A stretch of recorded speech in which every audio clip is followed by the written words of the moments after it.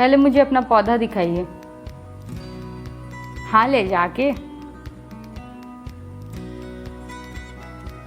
नहीं नहीं नहीं नहीं नहीं, आप सैनिटाइज़र पौधों में नहीं डाल सकते। नहीं नहीं नहीं नहीं नहीं, बिल्कुल नहीं डाल सकते। ना ना ना ना ना। हाय एवरीवन, कैसे हैं आप सब? मैं हूँ Garima and welcome to my channel little garden. रोज़ हम किसी न किसी नए पौधे के बारे में बात करते हैं। आज हम करेंगे अनबॉक्सिंग लोटस सीड की। आपको मेरा फर्स्ट वीडियो याद होगा जिसमें मैंने लोटस पॉन्ड क्लीनिंग की थी, जो कि वायरल हो गया था।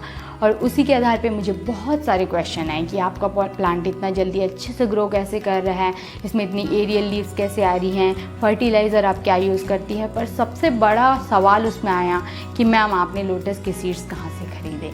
अब इस सवाल में इतना इंटरेस्टिंग ये है कि आप लोटस की सीड कहीं से भी खरीद तो सकते हैं, पर उसमें फ्लावरिंग होगी या नहीं होगी ये एक बड़ी बात है, क्योंकि वाइल्ड लोटस में इतनी जल्दी फ्लावरिंग नहीं होती है। और जो मैंने लोटस सीड ख़रीदा है उसमें काफ़ी अच्छे रिव्यू थे। मैंने काफ़ी ढूंढा, मैंने लोगों से बात की और मुझे ये एक अच्छा रिव्यू वाला लोटस सीड मिला। तो वीडियो के अंत तक बने रहिए और चलिए करते हैं अनपैकेजिंग इस लोटस सीड की, ताकि हम देख सकें कि सीड के हाल कैसे हैं और क्या इसका जर्मिनेशन होता है। एज ये वीडियो स्पॉन्सर्ड नहीं है तो मैं सीड भेजने वाली कंपनी का नाम इस वीडियो में ऐड नहीं कर रही हूँ। फिर भी अगर आप जानना चाहते हैं ये कौन सी कंपनी का सीड है तो आप मुझे मेल या इंस्टाग्राम के थ्रू कांटेक्ट कर सकते हैं। तो ये पैकेट है जो आज सुबह ही आया है और मैं बहुत एक्साइटेड हूँ इसे खोलने के लिए। इसमें अगर आप कहीं से भी सीड खरीदेंगे तो आपका प्लांट ग्रो तो होगा, बट उसमें फ्लावरिंग बहुत लेट में होगी, जैसा कि मेरे साथ हुआ। अब इस सीड की रिव्यू देखने के बाद मुझे पता चला कि इसमें फ्लावरिंग हो रही थी, मतलब इस कंपनी के सीड्स में फ्लावर छोटे थे बट कम एरियल लीफ के साथ भी फ्लावरिंग हो रही थी, जो मुझे एक इंटरेस्टिंग बात लगी। तो मैंने इसे मंगाने का सोचा। खोलने से पहले मैं आपको बता दूं, यहाँ QR कोड है, आपका पता वता सब कुछ लिखा हुआ है। यहाँ सीड की क्वांटिटी लिखी हुई है और बाकी सारी जो ज़रूरी इन्फॉर्मेशन होती है वो भी इसमें लिखी हुई है। तो खैर वो सबको हटा के चलिए इसे खोलते हैं।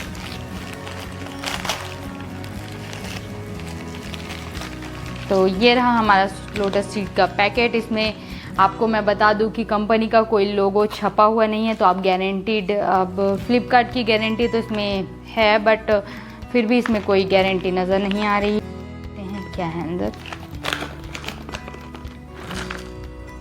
तो ये देखिए, यहाँ मुझे 3, 6, 3, 9, 10 और 3, 13 सीड्स मिले हैं। हालांकि 10 सीड्स की बात हुई थी पर मुझे यहाँ 13 सीड्स मिले हैं और सीड्स की क्वालिटी काफ़ी हेल्दी लग रही है। आप भी ध्यान से शायद इसमें देख पा रहे होंगे कि ये काफ़ी टाइट सीड हैं। पर अब हम इनका टेस्ट करेंगे कि क्या ये वाकई हेल्दी सीड्स हैं। चलिए, तो यहाँ पे आप देख सकते हैं कि सीड्स को हम टेस्टिंग के लिए जाएंगे। कोई भी सीड तभी हेल्दी होता है जब आप उसे पानी में डालें और वो फ्लोट ना करे, मतलब वो पानी की तली में बैठ जाना चाहिए, तब जाके वो सीड आपका हेल्दी होगा, वरना वो सीड ख़राब है। तो हम यहाँ पे ये 1 गिलास पानी लेंगे और इसमें सारी सीड्स को पोर करेंगे। और जैसा कि आप देख सकते हैं सारे के सारे सीड्स तली में बैठ गए हैं। इसका मतलब पूरे 13 सीड हेल्दी हैं। इसका मतलब ये एक प्रीमियम क्वालिटी सीड्स हैं और मेरे ख्याल से ये सब उगने के लिए तैयार हैं। यहाँ हम 3 मेथड से सीड उगाने की कोशिश करेंगे। फर्स्ट मेथड है जिसमें हम सीड को घिस लेंगे।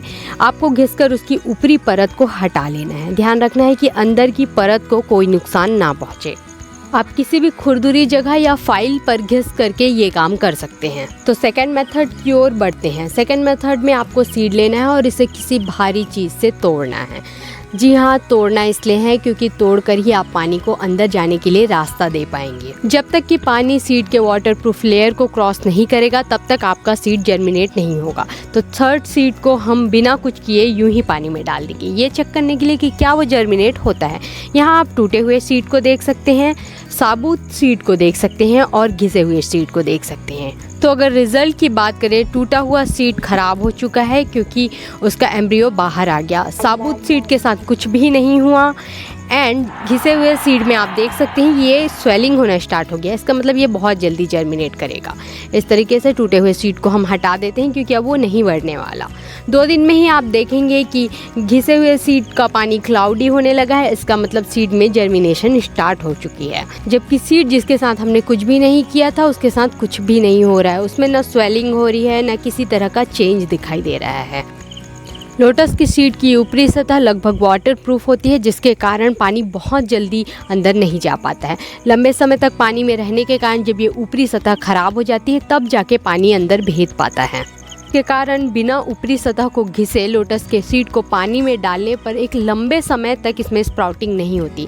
कभी कभी ये जो लंबा समय होता है ये 3 महीने से ज़्यादा भी हो सकता है, जिसका कारण मेरे हिसाब से ये हो सकता है कि लोटस जैसे पौधे चाहते हैं कि सीड जो उगने में ऊर्जा खर्च करता है वो एक परमानेंट वाटर कंटेनिंग एरिया जैसे कि तालाब होना चाहिए या झील या कोई बड़ी जगह जहां खूब सारा पानी सालों साल भरा रहे, ना कि कोई गड्ढा जहां पे सीमित समय के लिए पानी भरा रहे और प्लांट उगने के बाद वहां नष्ट हो जाए। फर्स्ट वीक में आप देखेंगे कि आपके प्लांट में जो पानी है वो बहुत जल्दी गंदा हो रहा है, तो आप कम से कम 2 से 3 बार ये पानी चेंज करें।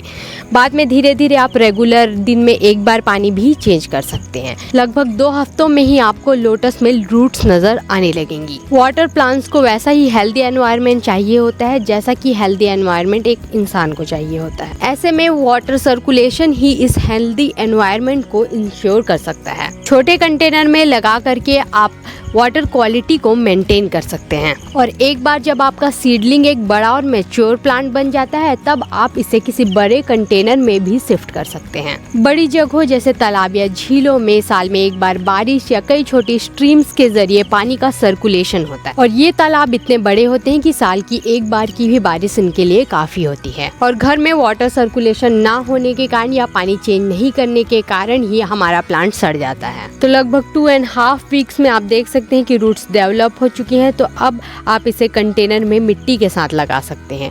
आप कोई भी एक्वेटिक सॉइल ले सकते हैं या फिर आप चाहें तो गार्डन सॉइल यूज़ कर सकते हैं जो कि चिकनी और चिपचिपी मिट्टी होनी चाहिए। ऊपर से अगर एक छोटी परत आप रेत की डाल देंगे तो मिट्टी पानी में घुलेगी नहीं और आपका पानी साफ बना रहेगा। लोटस के कुछ अपने नेचुरल एनिमीज होते हैं जो कुछ इंसेक्ट और बैक्टीरिया होते हैं जो प्लांट की ग्रोथ में रुकावट डालते हैं और कभी कभी प्लांट को खत्म भी कर देते हैं। और बड़े कंटेनर को लंबे समय तक साफ रखना बहुत मुश्किल होता है जब तक कि लोटस मजबूत और बड़ा मैच्योर प्लांट ना हो जाए। ऐसे में शुरू में अगर आप छोटे कंटेनर में उगाते हैं तो आप प्लांट को हेल्दी रख सकते हैं और पानी जल्दी जल्दी बदल के लंबे समय तक टैंक को साफ रख सकते हैं। वैसे हर सीडलिंग को बढ़ने के लिए लगने वाली एनर्जी को पहले से कंजर्व करके रखता है, लेकिन एक समय के बाद उसे फोटोसिंथेसिस के लिए सूर्य की ऊर्जा की जरूरत पड़ती ही है। ऐसे में अगर आप प्लांट को यानी कि सीडलिंग को किसी ब्राइट इनडायरेक्ट सनलाइट में रखेंगे तो ये उसके लिए बहुत ही अच्छा होगा। बालकनी या साउथ ईस्ट फेसिंग विंडो इसके लिए सबसे बेहतरीन होती है।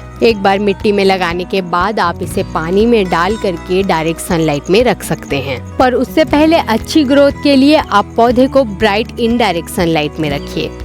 तो कैसी लगी आपको मेरी ये वीडियो, आपको कमेंट करके मुझे बताना है। साथ ही अगर आपको ये वीडियो अच्छी लगी तो प्लीज़ लाइक कर दीजिए और मेरे चैनल को सब्सक्राइब करके बेल आइकन को प्रेस कीजिए ताकि आपको नए वीडियोस की अपडेट मिलती रहे। Until next time, bye bye.